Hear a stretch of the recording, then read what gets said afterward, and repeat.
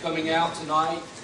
We have two very special guests with us this evening, and we're excited to have them with us. We have two representatives from the Medical University of South Carolina. So we have Ms. Wanda Taylor, who is the Director of Admissions, and she's going to talk with you first about the admission process as far as MUSC is concerned. So she has a lot of good information to give you.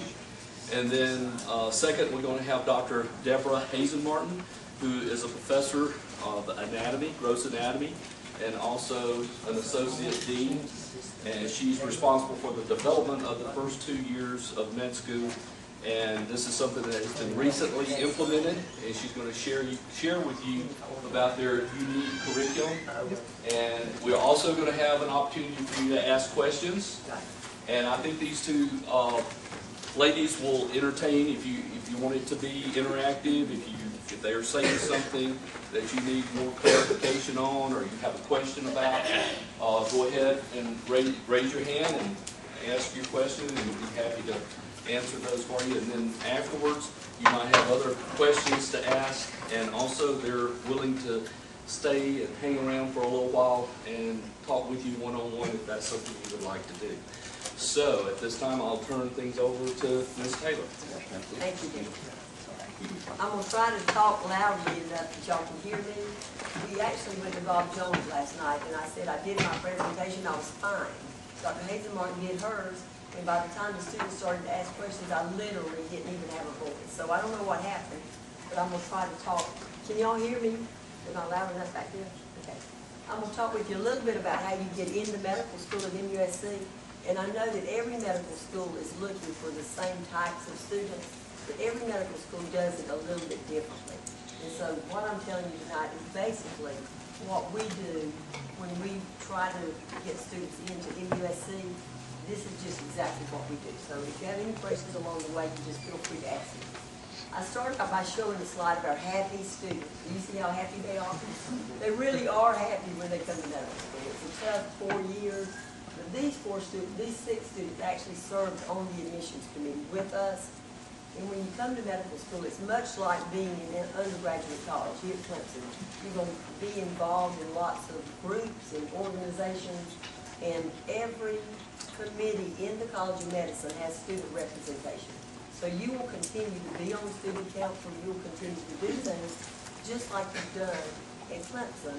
But when you come to medical school, a lot of students want to serve on the admissions committee because it's the process that you went through. You kind of wonder what goes on, and you'd love to be a part of that. And so 2 students are elected their first year of medical school, and they stay with the admissions committee until they graduate. So they're on it for 4 years. So we really get to know these students well. But the reason I sort of show this is this group of students have recently graduated. And every single one of them, as I look at this, they've gone into a different area of medicine. So Jim on the left is internal medicine, Neto is beside him, he went into surgery.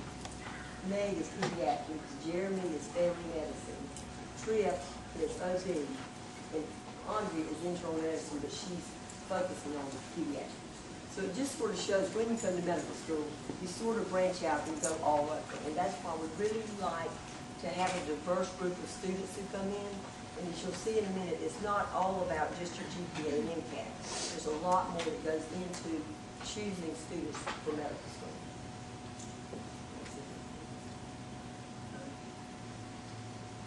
This slide just represents showing y'all for 3 years how the applications have tended to rise. This past year we had 3,188 applications to medical school. 2 years ago, we didn't have 2,500, so you see it's gone up. Now, primarily, we've had increases in the out-of-state students, but even in-state, it may not seem significant that we went from 520 in-state to 581, but when you figure those 61 students are probably in the interview process, it really makes it more difficult. And so there are many students who apply. They're absolutely excellent students, and the hardest thing in the world is when you're such a great student to find out that you get to do it at medical school. There's no way to soften that blow. It's terrible, but all I can tell students is that so many great students have to apply more than 1 year. That's certainly not something you have to do, but it really does work out. If you don't get in, you're going to work for a year, you're going to mature a little bit, and you get to be even a better doctor when you come to medical school. But these numbers are not meant, it's not meant to put you off and say, oh my gosh, they got 3,000 applications and we basically take 160 students. It just does show you, though, it's competitive to get medical school, but that's a good thing because when you get in, you know that you are cream of the crop, and we want great physicians out there treating us. And so if it was an easy thing to get medical school, you couldn't go to the doctor and have confidence that that doctor absolutely is the best of the best. This is a slide that just shows more of the same, but it's underrepresented students in medicine. And so for us in South Carolina, underrepresented is African American, Hispanic, and Native American. And as you see, again, the trends, the applications are going up each year. Now, wait a minute, I want to show you some on that other slide. Even though hours are going up dramatically, the national data has not gone up that much. Now, numbers are going up, but if you look from 2009 to 2011, basically it's just a little more than 1,500 applications nationwide. Okay, so when we get those 3,000 applications to medical school, we have to figure out who we're going to interview, because we certainly can't interview even 1,000 students. It would be way too time consuming, and you don't need that many students in the process. So the first thing we look at is a student's GPA. And so while you're here at Clemson, whatever your GPA is, we're going to adjust it based on where Barron's places your college in the rankings of competitiveness. There are actually two more rankings here, but they're lower. One says non-competitive and less competitive. And we don't take away from a GPA. But starting with competitive, these are just some of the colleges in South Carolina that I've put here, in a couple of North Carolina and Vanderbilt, to show you where colleges rank. And if you look, Clemson is in the next to the highest category. So your GPA is automatically adjusted 0.5. So if you have a 3.5 from Clemson, in following you through our entire system, you would have a 4.0. So that's a good thing. If you go to the Calhoun College, the honors college, you get 0.55, because all honors colleges get the highest adjustment, which is 0.5. So we're going to look at that GPA, and then we're going to look at your MCAT score, and we take your best MCAT. We do not care how many times you take MCAT. It doesn't look bad to us if you take it 2 or 3 times. And I always tell students, the mean of our class is a 31. And so if you make a 30, that's a good score on the MCAT.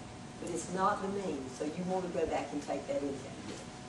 Because even though I'm standing here saying the MCAT GPA is not everything, you want everything to be as good as it can possibly be, because you're competing with all these other students who are absolutely fabulous. And yes, there are students who don't get in, who have higher MCATs, and they may have higher GPAs, but you definitely want to take that MCAT more than one time if you don't get the meaning of the MCAT. So I always tell an example. Y'all will all meet Dr. Underwood when you go through the process, because he's chairman of the admissions committee. And Dr. Underwood is a big one on taking the MCAT and making what you need to make on the MCAT, because we've seen dramatic increases. You know, we'll hear from students who say, I've taken this MCAT 3 times and I can't make any higher than 24.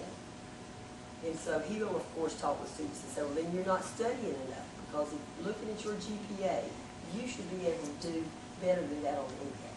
So after giving pointers of how many hours you need to take and study for that MCAT, it really has to be almost like a job. And y'all cannot tackle that and be in Clemson. But when you get out in the summer, sometimes students just really have to look at that as their job of the summer, is studying 8 hours a day for the MCAT. But we have literally seen student scores go up 11 points. So it's not unheard of, but most people are going to go up 3, 4, 5 points. But it really, we can see some dramatic increases with students who say, oh, I can't make any higher than a 24 on the MCAT. Well, even if you think you can't make any higher, you need to retake it, just so that admissions committee can see that you're doing everything you can to to get medical school, because the persistence part does pay. And I tell students that all the time. Be persistent, because I've seen a lot of students get in who never would have if they just sat back and said, well, you know, maybe I'll do it, maybe I won't. You've got to be keeping after it. Did you have a question? Yes, ma'am. If for some reason you take the MCAT second time and score lower, does that look bad? Not at all. And that's the score, but that's something I always say. If you take it and try to score a point higher, but you come down 4 points, we're always still going to look at the best MCAT. Now, everybody always says, but every medical school doesn't do that. And I don't know what a lot of the medical schools do. I've always, when I counsel students, if they don't get medical school, and I say, please retake MCAT, I have heard students say, but USC says, if I take it, they're going to take my most recent score. And so I have been on a panel with Dr. Thornhill at USC, and recently I've heard him say that they do recognize that there are days that you don't feel well, there are bad testing days, and so they tend to look at that more now, and they're not just looking at the most recent score. For the grade point average, is there any sort of, I've heard it's subjective, but is there any sort of consideration as to major? Like, I'm a biomolecular chemical engineer, so. Yeah, I had that question asked earlier, and I get it all the time. We don't, there's no way to weight a major, because if we started saying we're going to weight this major at 0.5 and this one 0.2, then you'd see students sort of moving out into maybe not mechanical engineering or something like that, but maybe out more of the humanities into the sciences if we did that more. But we don't do that, because we really want students from a broad range of majors.